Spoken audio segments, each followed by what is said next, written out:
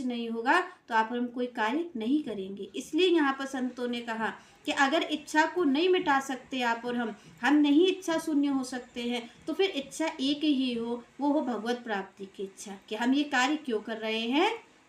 कि हमें भगवान की प्राप्ति हो सके। यहाँ पर भगवान ने तो कहा कि भाई कोई इच्छा नहीं होनी चाहिए, तब तो आपका ये यज्ञ सफल होगा। यहाँ भगवान ने कहा भाई कर्म तो किया जाए, कर्म को त्यागा ना जाए, पर ये जो कर्म फल की इच्छा है इसको त्याग दिया जाए, कोई भी इच्छा न रखी जाए, ना तो इस लोक की ना परलोक की, हमें कोई भी इच्छा नहीं हो। हम केवल केवल अपना कर्तव्य मान के, यहाँ पर श्री कृष्ण ने कहा कि यज्ञ को, दान को और तप को, इसके मूल में कोई इच्छा न रख करके किस तरीके से किया जाए, केवल कर्तव्य बुद्धि से किया जाए। जैसे आप और हम हैं, तो अगर हम किसी को जल पिला रहे हैं, आप देखिए कि लोग जल की सेवा करते हैं, तो यहाँ पर आप देखिए कि क्या कहा जाता है उसके बदले, ये जल की सेवा करने से क्या होगा, पुण्य कर्म होगा। तो यहाँ पर भगवान ने कहा कि भाई किसी को जल दे करके भी आप पुण्य कमाना चाह रहे हो, ऐसा कार्य आप और हमें नहीं करना चाहिए।